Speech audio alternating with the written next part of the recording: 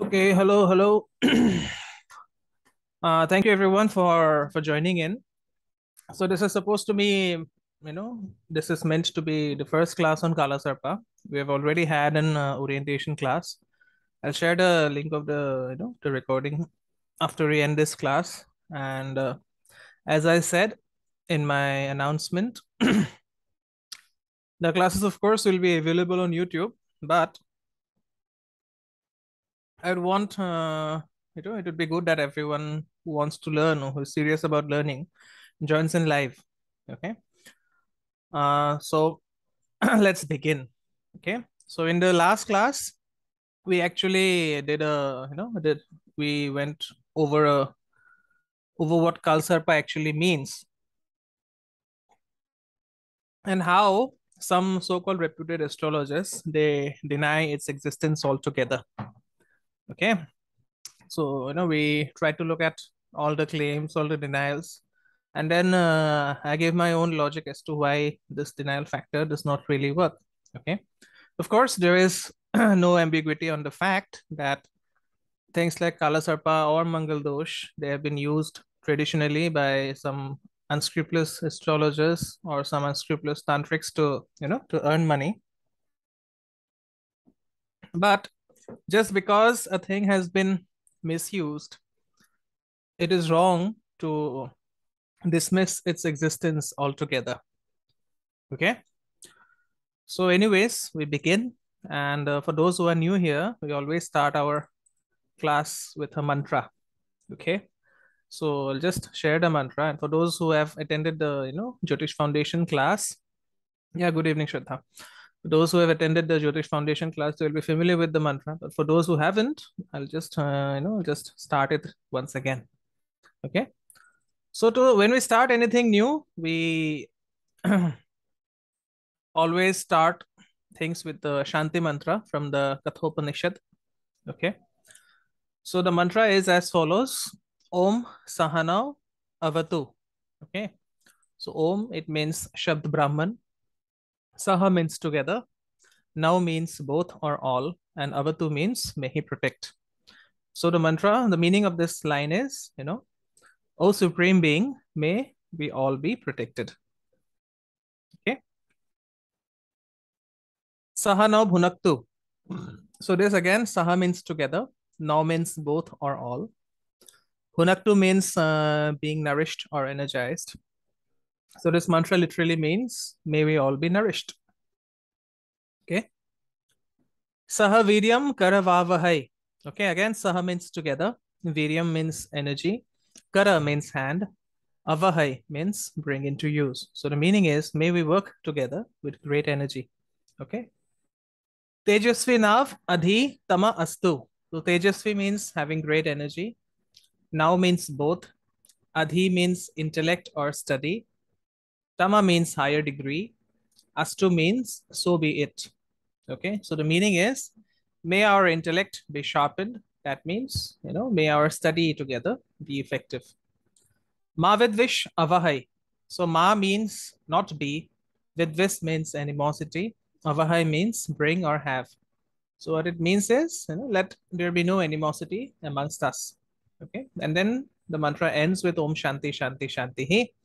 So Shanti, of course, it means peace, but why we say it three times? Because it means peace in me, peace in nature, and then peace in the divine forces. That means peace in the entire universe. Okay. So this is the mantra that we'll use to, to begin the class. So let's try to do it together. Okay. There is a certain swara associated with all Vedic mantras. So, there's a certain way of pronouncing Vedic mantras. Okay. This, of course, comes from the Upanishads, but still, let's do it. Okay. Om Sahana Bhavatu Sahanau Bhunakatu Saha Viryankarvavahai Tejasvinavadhitamastu Mavidvishavahai. Om Shantish Shantish Shanti. And this is something that you should all use while, while trying to begin or trying to learn something new. Okay, it's very, very effective. Okay. So today we'll deal with, with a bit of astronomy. I know this is a bit boring when I speak about astronomy. In the last time when I started teaching astronomy in the Jyotish Foundation class, a few of the members actually left, because they were more interested in predictive astrology. Of course, we'll go into the predictive part of it. But if you don't know the astronomical basis of why these nodes exists and what they do, then we are missing a whole lot of things. Okay, if I could put it that way. Okay. So let's begin.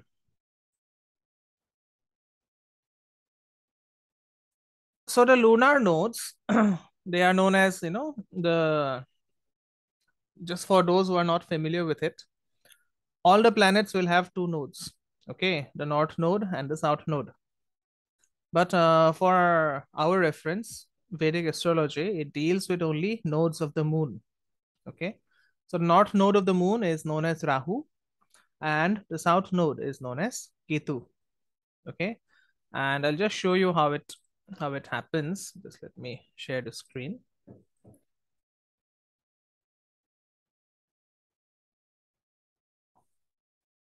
Yeah. So I hope everyone can see this.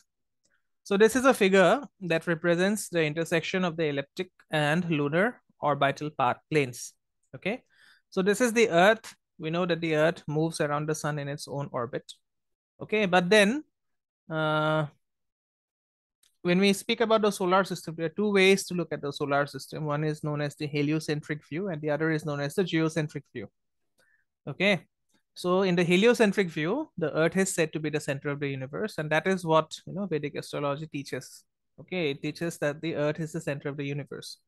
On the other hand, the geocentric view is what we learned in high school geography, that the sun is the center of the universe, and everything starts. The sun is the center of the solar system, and every planet it rotates around the sun. Okay, so that is known as the geocentric view. So in Vedic astrology, we are not considering the geocentric view. We are only considering the heliocentric view, which says that the Earth is the center of the universe. That means we are the reference point, and all the planets, they are revolving around the Earth. Okay, including the sun and moon. All right. So this Earth, as I said, it is the center of the universe. So the sun, since according to the heliocentric view, it revolves around the Earth. So this is the, elliptic orbital of the sun. Similarly, the moon also revolves around the Earth. So this is the elliptic orbital of the moon. So at one point, the elliptic orbital of the sun and the elliptic orbital of the moon, it will intersect with each other. Okay. So the intersection towards the northern side, this is known as the lunar north node. Okay. And the intersection towards the southern side, this is known as the lunar south node. So the lunar north node is known as Rahu. Okay. And the lunar south node is known as Ketu. So we are only interested in the lunar nodes of the moon. We are not interested in the lunar nodes of the sun. Even the sun will have two lunar nodes. Even Jupiter will have two lunar nodes. Even Saturn or Mercury will have, two lunar nodes each. Okay, so this is the concept behind, how Rahu and Ketu are existing. So just a few more points, in Vedic astrology, we don't assign a body to Rahu and Ketu. That means they are not given any, any planetary body. And that is the reason they don't have any weekdays named after them. Okay. Rahu is said to rule the second half of, that means the darker half of Saturday. That means after sunset. And Ketu is said to rule the brighter half of Tuesday. That means, between sunrise of Tuesday and the sunset of Tuesday, that is ruled by Ketu. Okay. So Rahu is said to behave a bit like Saturn. It is said to be a clone of Saturn. Of course, it is not exactly what it is. What do they mean by clone? I'll explain to that. I'll go to that part in a bit. And Ketu is said to be a clone of Mars. All right. So this is the basic concept of the existence of Rahu and Ketu. So, if you have any doubt, you can just ask me here, because I'll be going into the mythological part. This is the astronomical analysis. Any doubts still here? All right. Fair enough. So these nodes, okay, the lunar nodes, they are responsible for causing eclipses. Okay. So as I just showed you in the diagram, as the Earth, it orbits, the sun, and the moon orbits the Earth, we actually have a three body system in which there are two orbital planes. Okay, the elliptic, that is shared by the sun and the Earth, and the moon's orbital plane, which is defined by its relationship with the Earth. Okay, so most of the time, what is happening is the sun is, is in a different zodiacal sign other than Rahu or Ketu most of the year. Okay, but for a month every year, the sun will occupy the same sign as Rahu, and 6 months later, the sun will occupy the same zodiac sign as Ketu. Okay, so again, for those who are not well versed with the concept, we have 12 zodiac signs. Okay, what are they? Aries, Taurus, Gemini, Cancer, Leo, Virgo, Libra, Scorpio, Sagittarius, Capricorn, Aquarius, and Pisces. Okay, so be clear with the Sanskrit names as well. Aries is known as Mesha, Taurus is known as Vrishabha, Gemini is known as Mithuna. Okay, Cancer is known as Kataka. Leo is known as Simha, Virgo is known as Kanya, Libra is known as Tula, Scorpio is known as Vrishchik or Vrishchika. Okay, Sagittarius is known as Thanu or Thanur. Okay, Capricorn is known as Makara. Okay, Aquarius is known as Kumbha, and Pisces is known as Meen. Okay, so we'll be using the Sanskrit names altogether. Okay, so Himanko wants me to explain Rahu and Ketu again. Okay, let me do it. Okay, it's actually good that the thing is coming up. See this. So as I said, there are two ways of looking at the solar system. Number one is the geocentric view, which we have been taught in high school. Okay, so in the geocentric view, the sun is considered to be the center of the solar system, and all the planets, they revolve around the sun. And then there is another way of looking at things, which is known as the heliocentric view. So in the heliocentric view, the Earth is considered to be the center of the solar system, and all the other planets, including the sun and the moon, they revolve around the Earth. Okay, so when we speak about Vedic astrology, we are always looking at the heliocentric view, not at the geocentric view. Okay, we are not looking at the geocentric view when we talk on Vedic astrology. All right. So considering the heliocentric view, just because the Earth is the center of the universe, center of the solar system, and the sun is revolving around the Earth, so the sun will have an elliptical path, just like all the planets have an elliptical path, yes, which is known as the orbit. So the sun will also have an orbit around the Earth. Similarly, the moon will also have an orbit around the Earth. So the sun's orbit is represented by a unbroken line. The moon's orbit is represented by this broken line. So at 2 points towards the north and the south of the Earth, these two orbits will intersect. Okay. So the lunar, the south part, the southern point at which the orbit intersects, this is known as Ketu.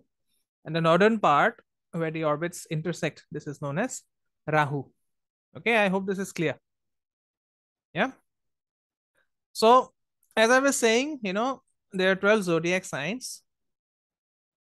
There are 12 zodiac signs, and the sun, it will it will not be in the same zodiac sign as Rahu and Ketu, but for 1 month in every 12 months, the sun will occupy the same sign as Rahu, and then 6 months later, it will occupy the same sign as Ketu. And again, for those who are not well versed with this, the sun will spend 30 days in one zodiac. Okay, it will spend 30 days in Aries, it will spend 30 days in Taurus, it will spend 30 days in Gemini, and it will keep on going, back and forth. The sun changes its sign on the 14th or 15th of every month. Okay, the sun will change its sign on the 14th and 15th of every month, and that time is known as Sankranti. Okay, that time is known as Sankranti. The time when the sun moves from one zodiac to the other is known as Sankranti. And people who are born in Sankranti, they are said to have a very difficult birth because the sun is said to be changing clothes. Okay, the sun is getting naked to move from the sun always wears the color of the of the rashis. For example, if the Sun is in Virgo, it will always be dressed in a bottle green cloth. So from Virgo, when it moves to Libra, it will always be dressed in black because the color for Libra is black. Okay, from Libra, when it goes to Scorpio, it will be dressed in brown. Okay, that is how it works. All right. So the sun changes its zodiac every, on the 14th or 15th of every month, and that is known as Sankranti. Okay, and out of the Sankrantis, Makar Sankranti is very very famous all over India. We call it as it is the season of kite. It is the season of flying kites. Okay, so when the sun enters Capricorn, which is Makar, it is known as Makar Sankranti. Okay, so that is how you look at things. So as I said, how eclipses are caused. So in those 2 months, for 1 month the sun will occupy the same sign as Rahu, and for 1 month the sun will occupy the same sign as Ketu. So within those 2 months, there is a day or night when the sun will be in the same zodiacal degree as Rahu or Ketu. Okay. For example, say Rahu is in, the sun starts its journey at every sign from 0 degrees, and it will go to 30 degrees. Okay, again in the next sign it will start, the sun moves 1 degree every day. Okay, that is the movement of the sun. Yeah, the sun moves 1 degree every day. Okay, you can just you can just see how you can just have a Vedic astrology app, any free app will do, and see how the position of the sun is changing. Okay, the sun will not move more than 1 degree, it will not move less than 1 degree. That is the reason why the sun is said to be the most disciplined of all planets in Vedic astrology. Okay, it is the most disciplined planet in Vedic astrology. It will move only 1 degree, not 1 degree more, not more than 1 degree, not less than 1 degree. So in 30 days it moves 30 degrees, and again it starts from 0 degree in the next zodiac sign. So for example, say the sun has entered the sign of, say, Aries. Right now Rahu is in Aries, that's the reason I'm saying. Okay, the sun has entered the sign of Aries, and right now Rahu is in around 29 degrees of Aries. Okay, so towards the end of the month, the sun will also become 29 degrees as Rahu. Okay, the sun will also become 29 degrees. That means it will have the same degree as Rahu. And at that point of time, if the moon is also at 29 degrees while moving around the earth, so at that point of time, all the three, that means the sun, the moon, and the earth, they will line up in a single line. Yes, they will line up in a single line. So if the moon is lying between the sun and the earth, what it will do? It will block, our vision of the sun. Okay, and this is known as what? This is known as solar eclipse. This is what we learned in high school. Yes, solar eclipse is caused when the moon is between the earth and the sun. And when can solar eclipse happen? It can happen only on a new moon day. What is new moon? Amavasya. Okay, what is full moon? Purnima. Okay, don't get confused with these terms. New moon is Amavasya, full moon is Purnima. Okay, so if our view from the earth is such that the moon perfectly blocks the sun, then it is known as total solar eclipse. And if the alignment is less than perfect, then the moon will cover only a portion of the sun, then it is known as partial solar eclipse. So total solar eclipse or total lunar eclipse is very, very rare. Okay, most of the eclipses are always partial, but this is the astronomy behind this thing. Okay, now similarly, if the earth is coming between the sun and the moon, the earth will throw its shadow on the moon, and the moon will become temporarily invisible to us. Okay, it is not that the moon has become temporarily invisible, it is temporarily invisible to us. So this is known as what? This is known as lunar eclipse, and it can happen only during a full moon. Again, what is full moon? It is Purnima. Okay, so if the earth's shadow perfectly covers the moon, it is known as total lunar eclipse.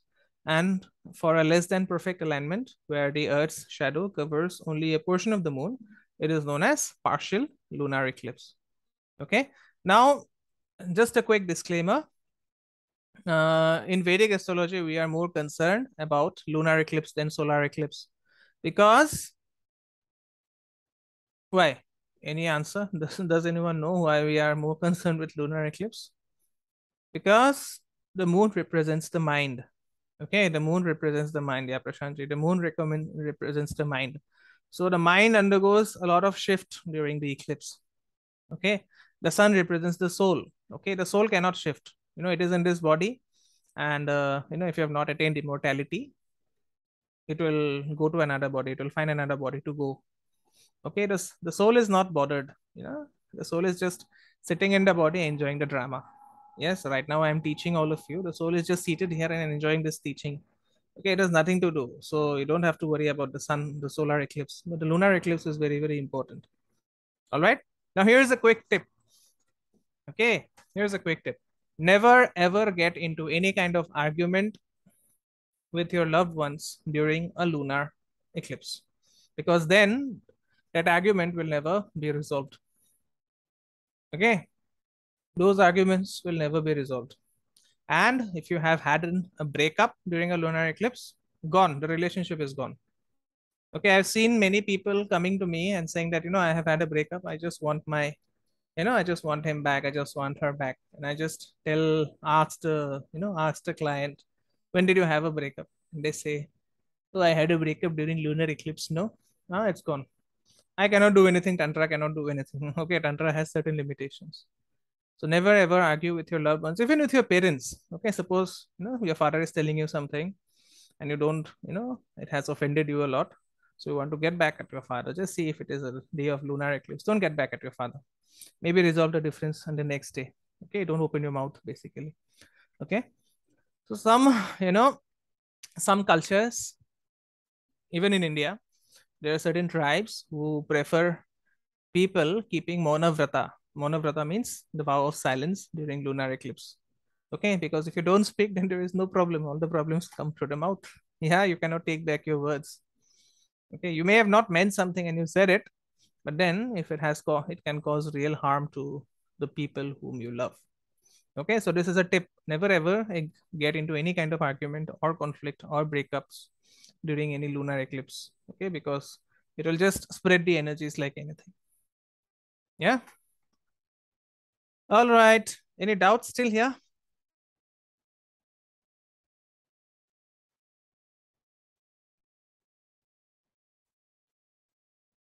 Then we can proceed.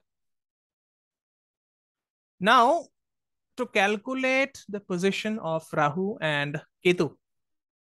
Okay, there are a lot of theories going around as to why, if you look at any Vedic astrology app, it could be a free app.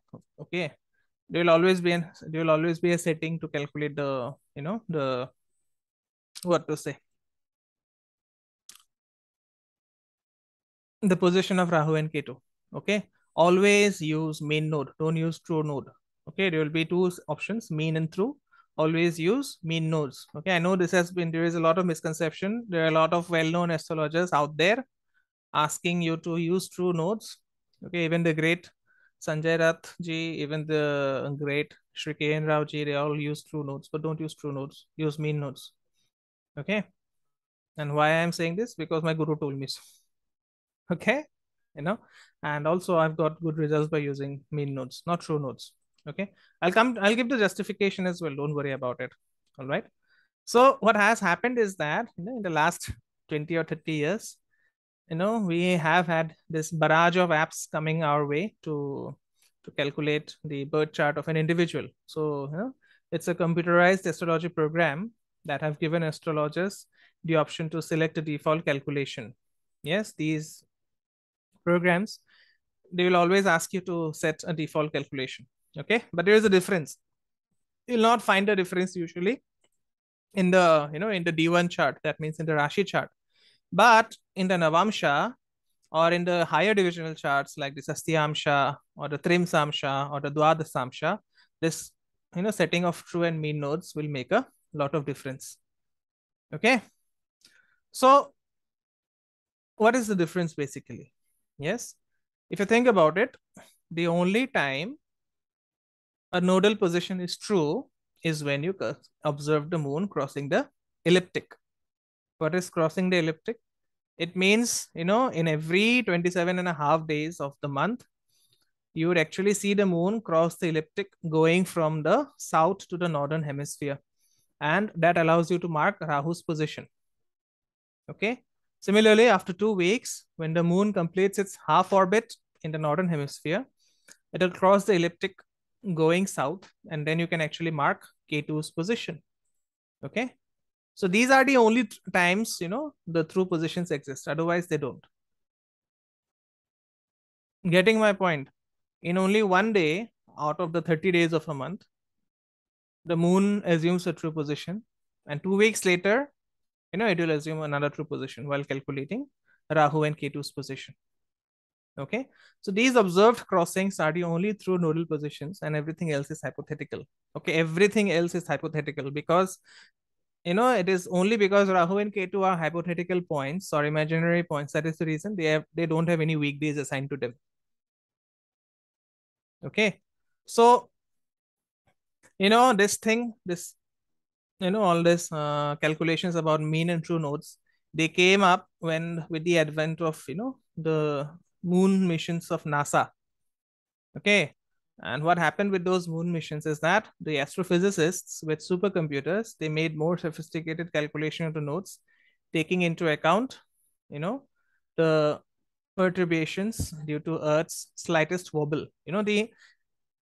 The orbit of the Earth, the axis of the Earth is not straight. It's like an orange, and the Earth, it just wobbles around.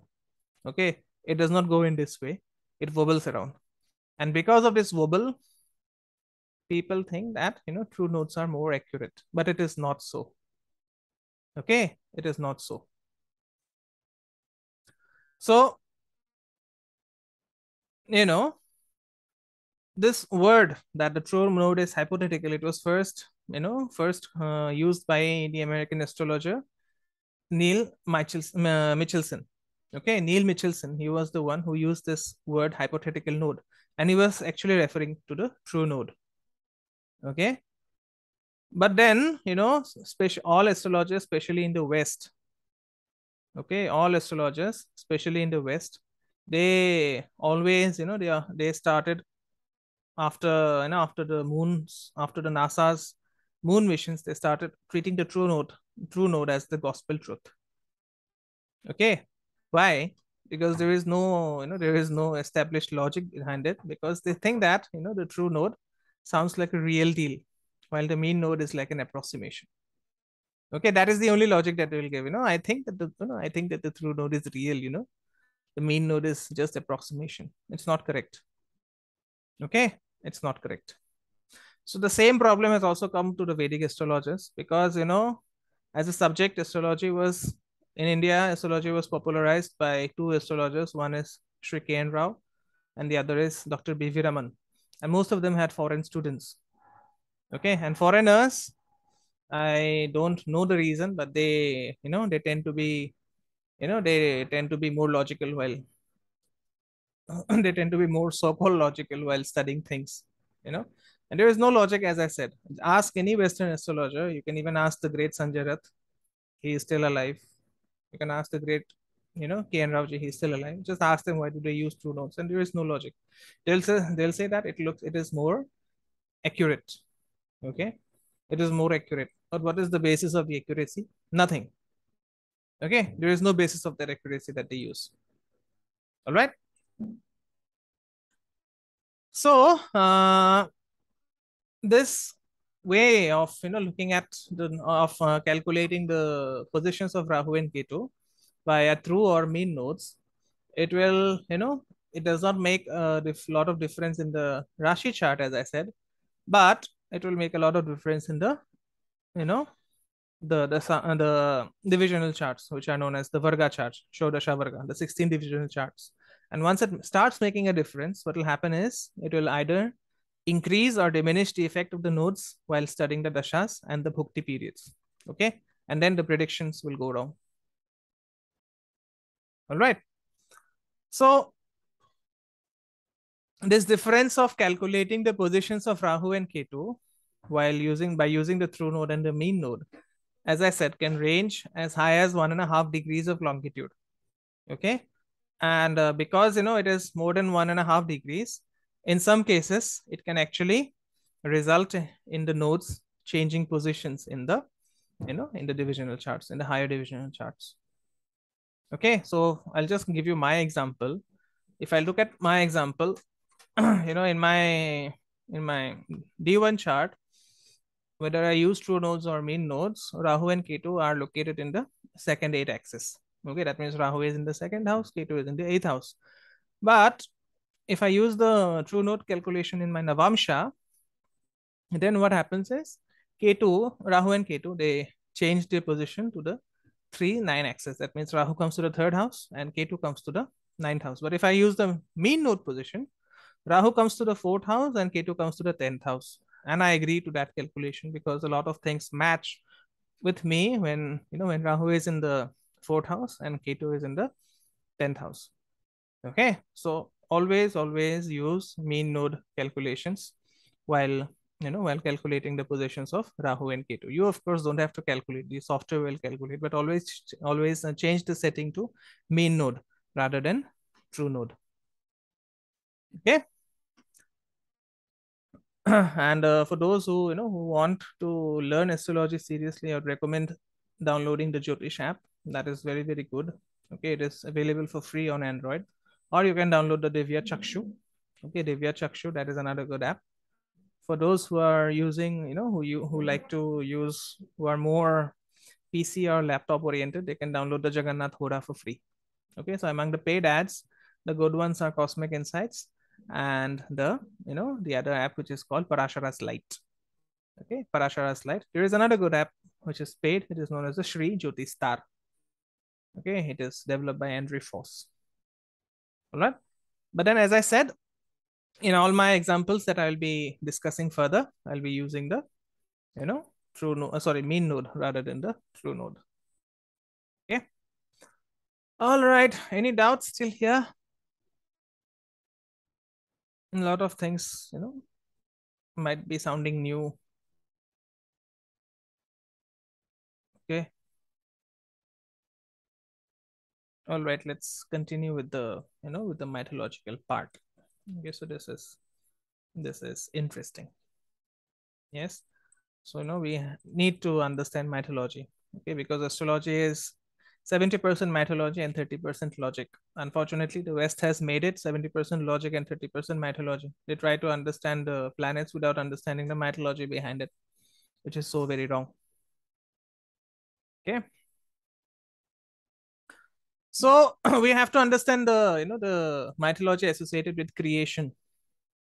Okay. And this mythology is very well depicted in India's famous epic, the Mahabharata. Okay. So we know that after the creation of the world, the devatas or the gods, you know they were given the exclusive right to consume soma. So soma is what? It is an elixir of immortality. Okay. And after drinking this elixir called soma, these devatas, they were always immortal. Okay. Why was immortality given to the gods? So that they could become the custodians of a world order which was more dharmic in nature. Okay, so for those who are new to Vedic astrology, Soma is also the word used to refer to the moon. Okay, it is a intoxicating drink. Soma is an intoxicating drink. People mistake that as wine. Okay, it is not wine. Soma is not wine. It causes intoxication, of course, but Soma is not wine. Okay, and you can see the same effects by looking at the moon. Okay, just look at the moon for 5 minutes every day, you'll start getting intoxicated a little bit. You'll start hallucinating a little bit as if you are drunk. That is the reason the moon is known as lunar. Okay, why lunar? Because if you keep on looking at the moon for 15 minutes every day, in 21 days, you'll start behaving like a lunatic. You'll start speaking gibberish. People will think you've gone mad. Okay, what is the word for mad in English? It is known as lunatic. Okay, just try this experiment if you want to. For 21 days, just stare at the moon like this for 15 minutes every day. You'll start speaking gibberish. Okay, but it will also become very attractive, by the way. Okay, yeah. Now coming back, this Soma, it once got hidden. Okay, when Vishnu separated from Lakshmi, it got hidden under the, under the ocean bed. So it was a situation where the Devatas had to take the help of the Asuras. Who are the Asuras? They are the demonic forces to, to steer the mountain. Okay, to steer the mountain. Yes, and the event was named as Samudra Manthan. Okay, and out of this churning, that means out of this Samudra Manthan, the sun came out from under the ocean, the moon came out, other things like the Kalpa Vriksha, then there is this cow, the Kamdhenu cow, and all other magical things also came out along with, along with Soma. Okay. So now, there was a clash between the Asuras and the Devatas as to who would actually, get the rights to have Soma. So Vishnu, he took the form of a enchantress. Okay, that name was Mohini, and he made she was so beautiful. Okay, she was so attractive physically that she could actually make the Asuras and the Devas sit separately, and she was in the middle holding that pot of Soma, and she kept feeding that Soma to the gods, and the Asuras, they were given a drink of halahal. Halahal is a poison.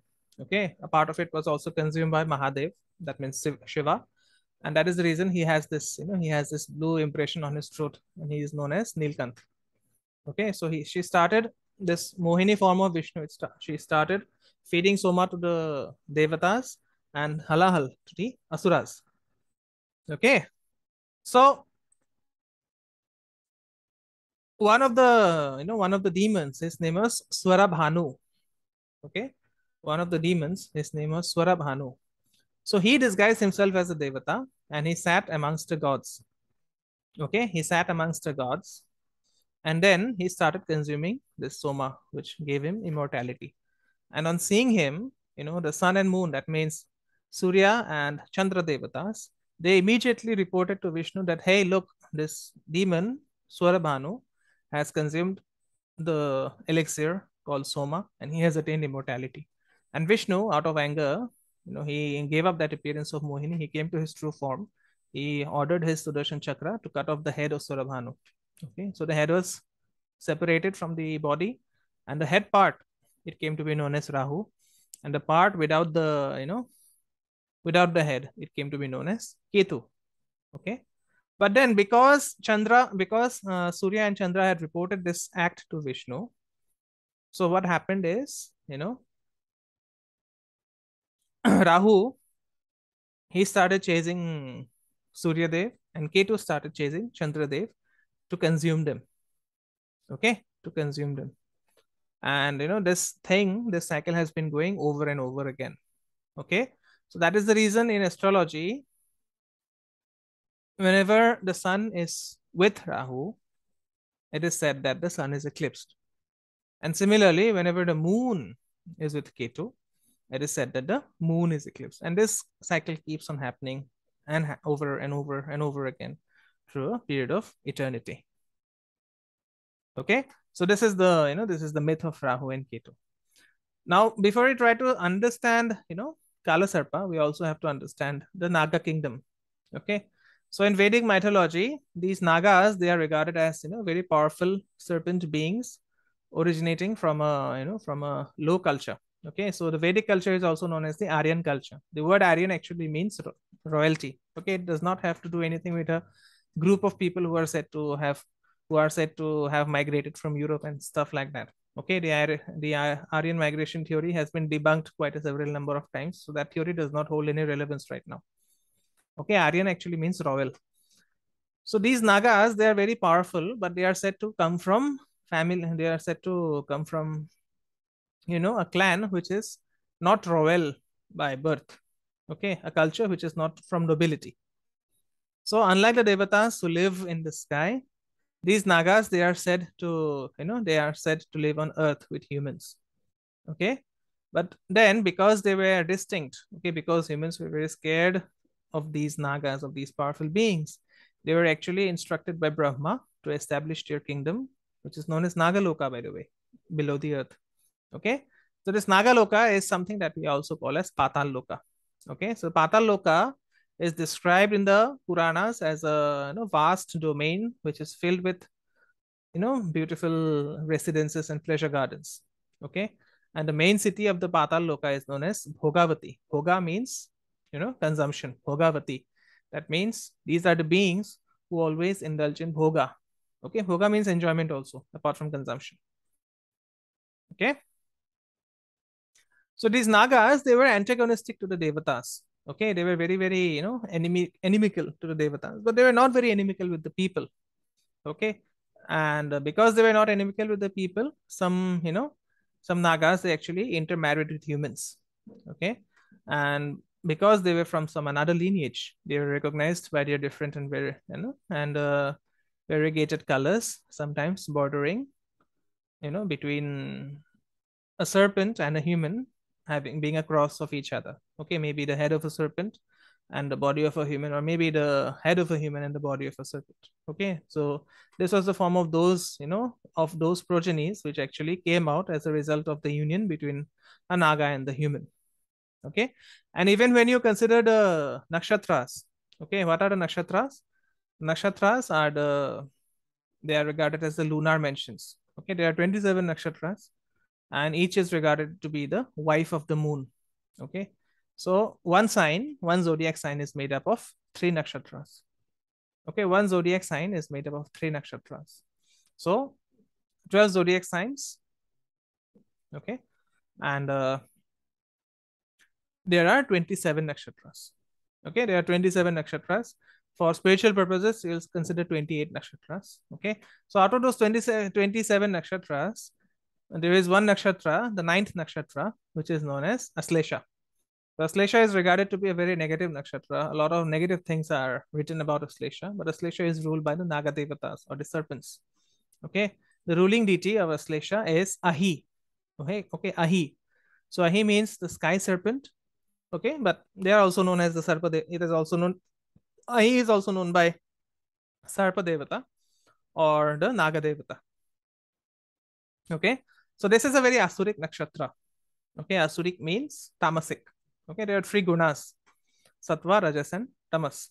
Okay, so sattva means purpose, rajas means activity, tamas means inertia or rest. Okay, sattva means purpose, rajas means activity, and tamas means rest, inertia. So tamas, this nakshatra, it is actually regarded to be asuric. So asuras are those who have a lot of tamas guna, tamo guna. Okay, they are they are very they are always in inertia. That means they are always lazing around, wasting their time, intoxicated. Okay, so it is regarded as asuric nakshatra, but although it is regarded as an asuric nakshatra, it is sattvic by nature. That means it has a purpose. Okay, everything that Ashlesha does or people with Ashlesha do, it has a purpose behind it. Although even those people might not understand the purpose. Okay, so anyone having Aslesha here, I don't know, but every time some Aslesha nakshatra does something, there is always a purpose behind it. Okay, and you can see all the famous people who were of Aslesha, okay, who had Aslesha nakshatra. Lakshman, the brother of Sri Ram. Then you have Indira Gandhi. Okay, then you have Mahatma Gandhi. Yeah, Shannon has it, and even I have it. Okay. Yeah, it's rising in the Navamsha. So I don't know what does that even mean? Yeah, that is how it works. Aslesha is a very difficult energy to deal with. Okay. So as I was saying, this Naga or Sarpa, it is a deity as well as a class of deities. Okay. So as I said, they are believed to be half human, half serpent, and they have tremendous courage. Okay. They are very protective by nature, but they are potentially violent.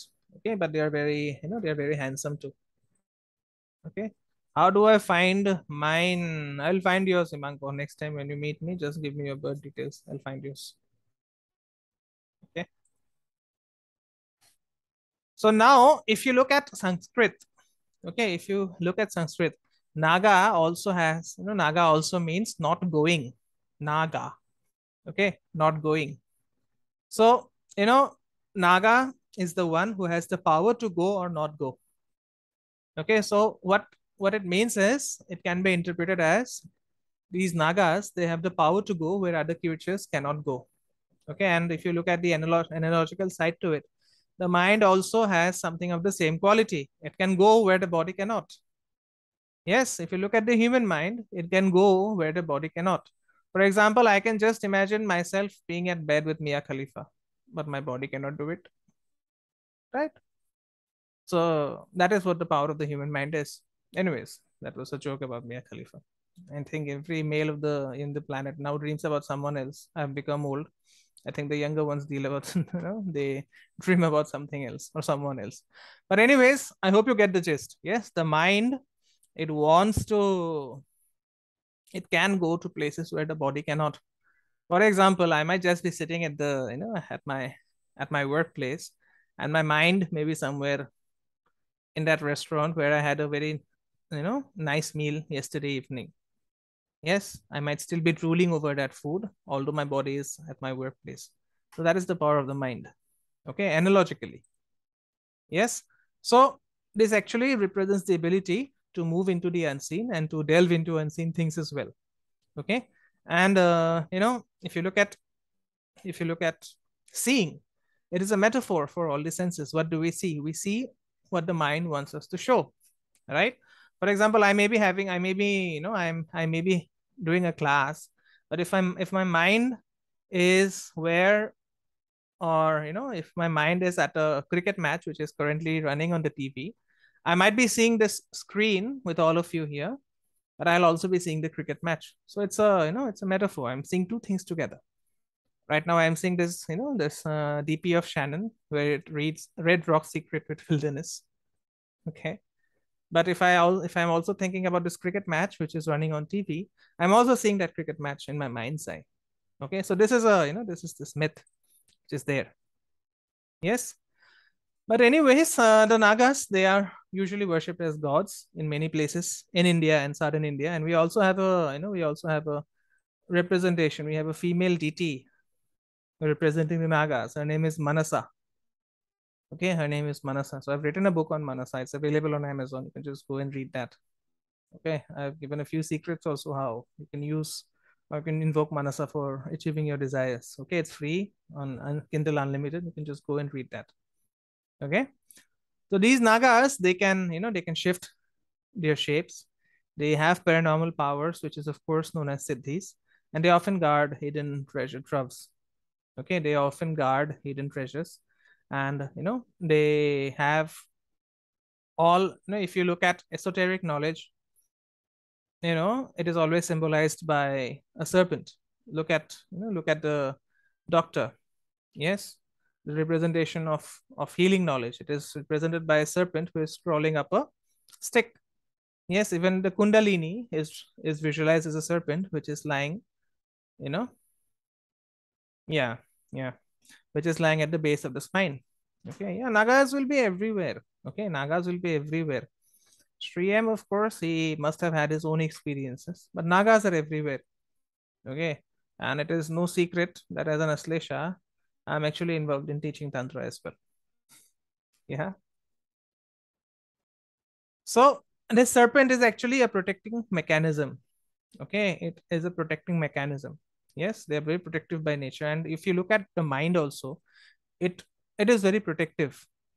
If someone plays a big, a big bang music inside your head, you'll just try to protect yourself. Why? Because the mind is always trying to protect you.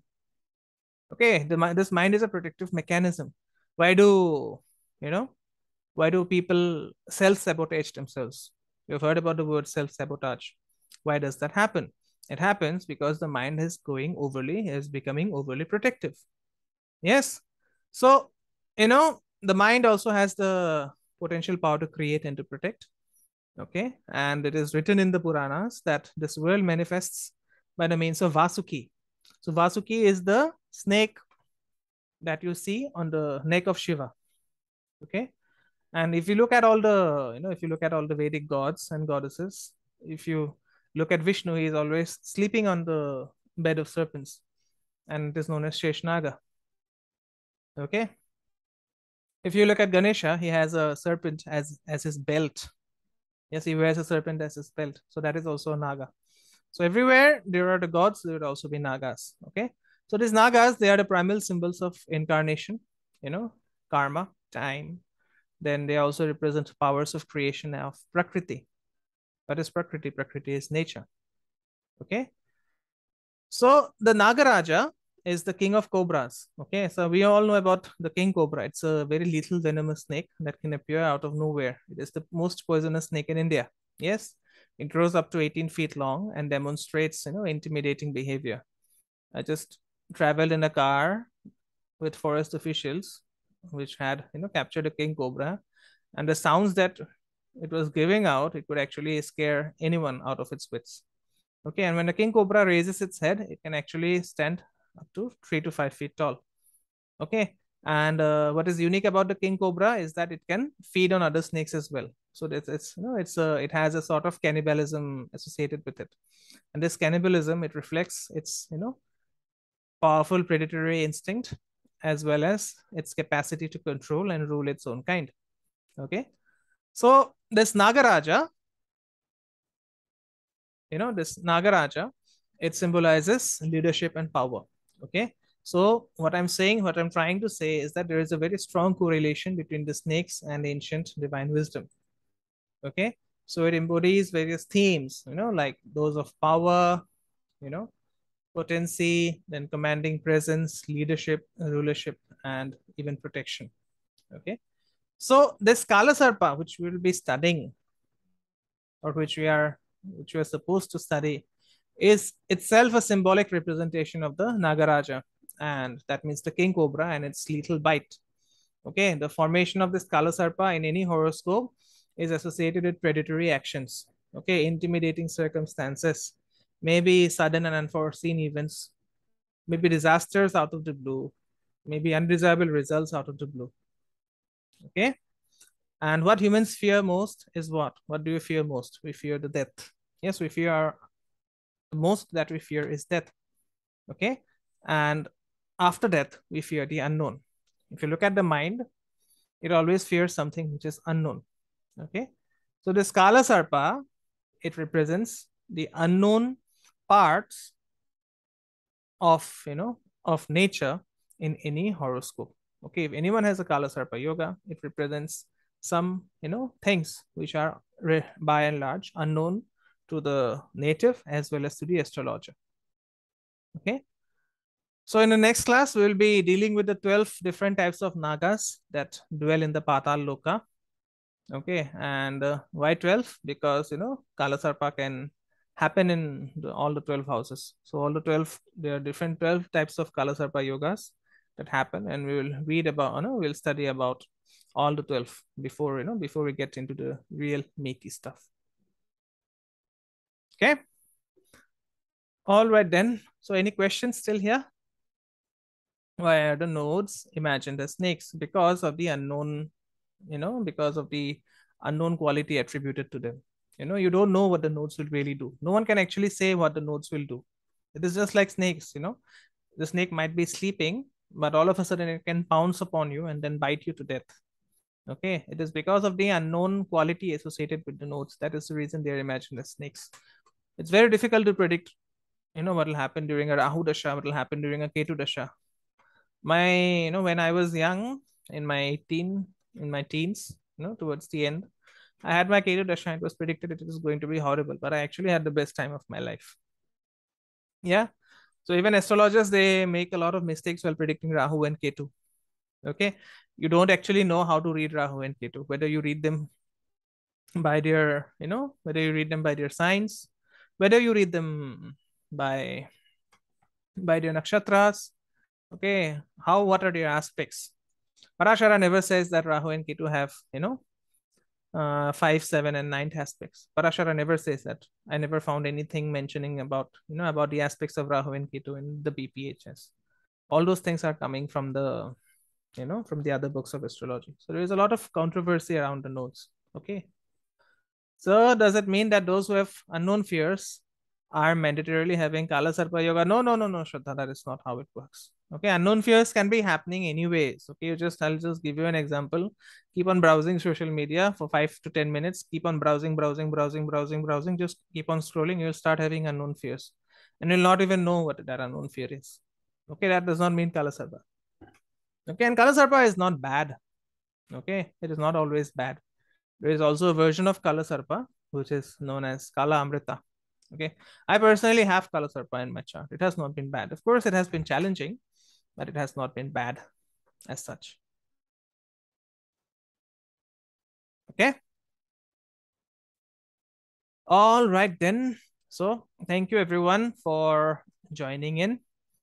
I'll see you tomorrow with the. Will it fructify during Rahu or Ketu Dasha only? No, no, no, Prashantji. Kala Sarpa can strike anytime. Okay, Kala Sarpa can strike anytime. For example, if your sun is transiting the house where Rahu is seated. For example, suppose your sun right now the sun is in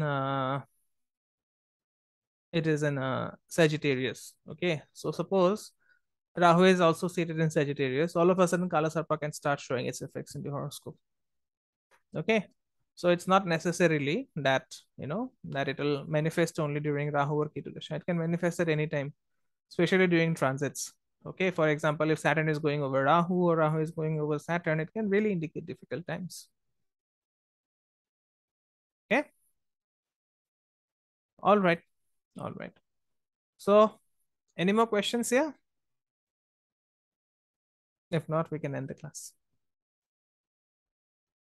Okay, then. All right, then. So, I'll see you tomorrow with doing the Jyotish Foundation class around 8 p.m. Okay. And the recordings of this class will be available on this Monday. Okay. So you're encouraged to join live every day as you can. And of course, if you cannot, then you should catch the recordings. Okay. Thank you so much for joining in. It has really been a pleasure teaching all of you. I hope you got some value out of it, as I got a lot of value by teaching. Yeah. Namaste. Om Gurave Namaha.